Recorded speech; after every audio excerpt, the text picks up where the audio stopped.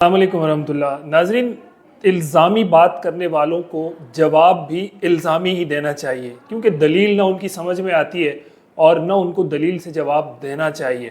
اگر وہ لوگ الزام لگا کر اور الزام کے طور طریقے سے بات کر رہے ہیں تو ان کو جواب بھی انہی کے انداز میں دینا چاہیے.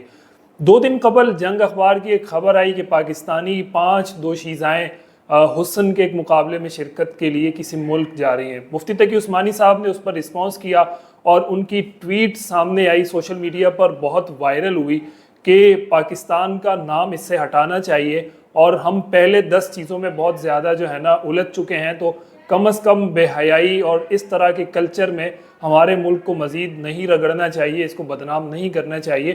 مقتدر حلقوں سے انہوں نے گزارش کی کہ خدا را اس سے لفظ پاکستان ہٹا دیں، پھر آپ نے جو کرنا ہے وہ کریں. اس بیان کے بعد اور اس ٹویٹ کے بعد سوشل میڈیا پر آپ یوں سمجھیں کہ ایک طوفان آ گیا، طوفان بدتمیزی. 2 انچ کے جو چمونے ہیں فیس بک کے، وہ جناب میدان میں آئے اور اپنے فلسفے انہوں نے جھاڑنا شروع کر دیے.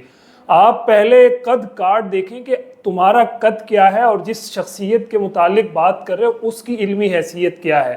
علمی حیثیت نہ صحیح، کم از کم تجربہ، ساری چیزیں سامنے رکھ کر اس کے بعد پھر کوئی بات کریں تو بات بنے بھی. وہ تو بہت آسان سی بات ہے، چاند پر تھوکنے والا اس کا تھوک واپس اسی کے منہ پر آئے گا. اور مفتی تقی عثمانی بلا شبہ آج کے اس دور میں ایک چاند کی حیثیت رکھتے ہیں ہمارے لیے نہیں، اہل علم حلقوں کے لیے مفتی تقی عثمانی کی حیثیت ایک روشن سورج کی ہے، ایک چاند کی ہے کہ وہ اس سے روشنی آ رہی ہے، ہر طرف اس سے روشنی پھیل رہی ہے. یہاں بیٹھے ہوئے لوگ ہوں اس ملک کے اندر یا اس ملک سے باہر لوگ بیٹھے ہوئے لوگ ہوں، ایک فتویٰ ان کے پورے ملک میں نہیں پوری دنیا میں چلتا ہے. ان کی بات کو صرف عجم نہیں عرب قبول کرتے ہیں، ان کی شخصیت کو پوری دنیا میں کنسیڈر کیا جاتا ہے.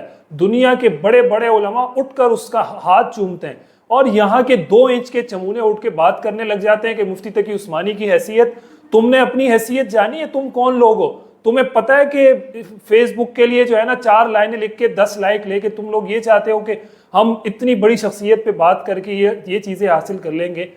میری جان، یہ اس طرح کی چیزوں سے اپنے آپ کو گندا کرنے کے علاوہ اور کچھ نہیں ملے گا. ایک خاتون نے اٹھ کے بات کر دی کہ جناب مدرسوں کے اندر یہ والے کام ہوتے ہیں تو فلاں ہوتے ہیں، اس پہ مفتی تقی عثمانی نہیں بولے. کسی نے اٹھ کے یہ کہہ دیا کہ میں نے اس کی ساری جا کے ٹویٹس دیکھی ہیں تو کسی کے مرنے کے اوپر ان کی ٹویٹس ہے، تو یہ یہ کہاں سے آ گئی. تو اس طرح کی باتیں بھائی وہ جب سمجھیں گے وہ ٹویٹ کریں گے، جب نہیں سمجھیں گے نہیں کریں گے.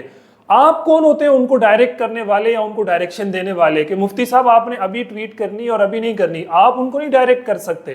ہاں وہ بڑے، وہ ہم سب کو ڈائریکٹ کر سکتے ہیں، وہ ہمیں ڈائریکشن دیں گے، ہم ان کو ڈائریکشن نہیں دیں گے.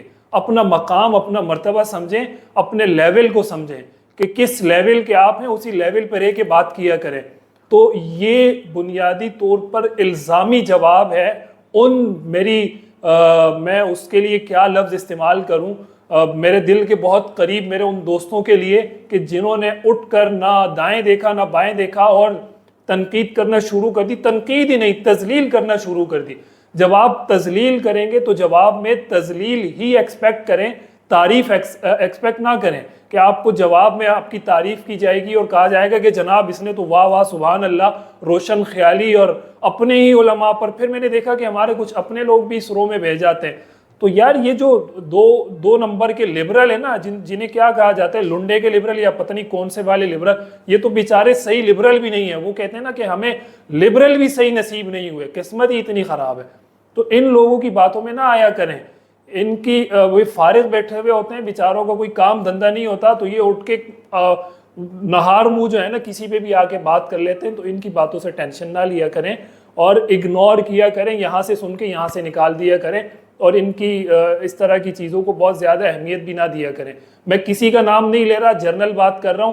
جس نے بھی اس طرح کی بات کی ہے وہ اپنا انچ پہلے ناپ لے وہ کتنا ہے، اس کے بعد سامنے والے کو دیکھ لے وہ کتنا ہے، تو تب جا کے بات بنے گی. وگرنہ ایسے اگر چاند پہ تھوکتے رہو گے نا، وہ تھوک آتا رہے گا منہ کے اوپر اور منہ سارا گندا ہو جائے گا.